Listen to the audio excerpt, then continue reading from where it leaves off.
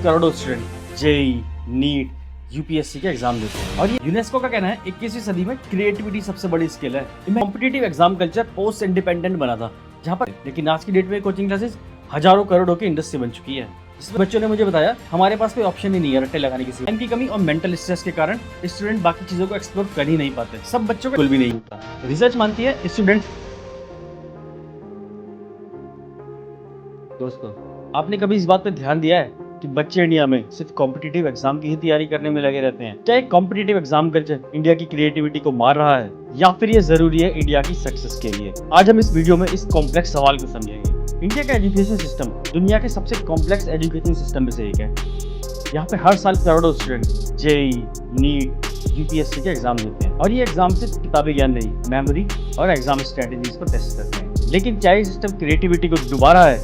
आज के ज़माने में क्रिएटिविटी से ही नए जॉब्स आते हैं, नए आइडियाज आते हैं, नए बिजनेस इनोवेट होते हैं। तो ये सवाल बहुत ज़्यादा इंपॉर्टेंट है हमारे लिए। सबसे पहले हम समझते हैं क्रिएटिविटी क्या होती है। क्रिएटिविटी का मतलब होता है आइडिया सोचना, किसी प्रॉब्लम का सॉल्यूशन निकालना कुछ डिफरेंट तरीके से। तो बेसिकली बोल सकते हैं कुछ अलग तरीके से सोचना। और ये सिर्फ आर्ट्स में नहीं, साइंस, टेक्नोलॉजी, बिजनेस, इन सब में इसकी जरूरत है।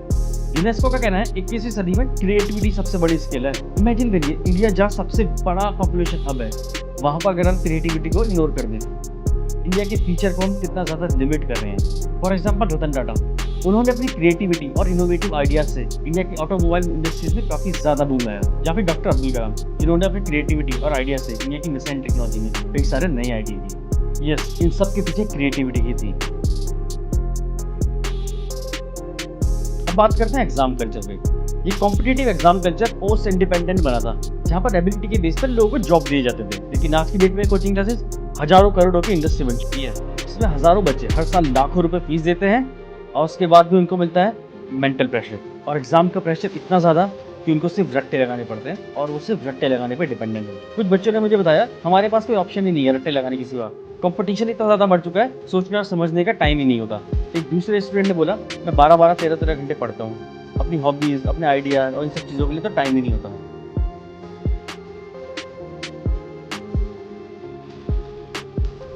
रट्टे लगाने से और सिलेबस रटने से क्रिएटिविटी का स्कोप खत्म हो जाता है। प्रैक्टिकल नॉलेज और हैंड्स ऑन एक्सपीरियंस नहीं मिलता। इस वजह से स्टूडेंट सिर्फ एक ही तरीके से सोचने लग जाते हैं। टाइम की कमी और मेंटल स्ट्रेस के कारण स्टूडेंट बाकी चीज़ों को एक्सप्लोर कर ही नहीं पाते। सब बच्चों का यही मानना होता है कि एग्जाम में सब कुछ है, बट ऐसा बिल्कुल भी नहीं होता। रिसर्च मानती है स्टूडेंट्स को क्रिएटिव होना चाहिए।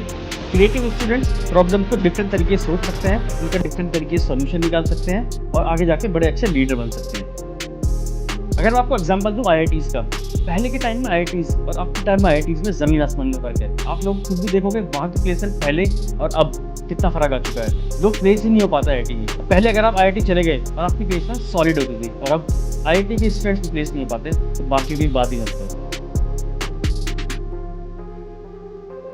देखिए, फिनलैंड की बात करूँ, 16 साल तक की उम्र में वहाँ पे बच्चों के लिए बहुत कम एग्जाम होते हैं। वहाँ पर ज़्यादा फोकस किया जाता है क्रिएटिविटी पे और क्रिटिकल थिंकिंग पे, जो कि बहुत ज़्यादा इंपॉर्टेंट है। और अब बात करते हैं सिंगापुर और साउथ कोरिया की। इन लोगों ने अपने एग्जाम कल्चर और क्रिएटिविटी को मिक्स करके एक बैलेंस बनाया है जो उनको बहुत ज़्यादा बेनिफिट दे रहा है। इंडिया में भी NEP 2020 रिफॉर्म लाया गया है जो कि क्रिएटिविटी को प्रमोट करने का प्रॉमिस करता है। लेकिन ग्राउंड लेवल पे कितना इंप्लीमेंट हुआ वो सब तो हम देख ही सकते हैं। बहुत से स्टूडेंट जो कोचिंग छोड़ के अपनी क्रिएटिविटी को परस्यू कर रहे हैं, उनका एक्सपीरियंस कुछ ऐसा रहा। अरे क्यों अपनी लाइफ बर्बाद करने पे लगाया है?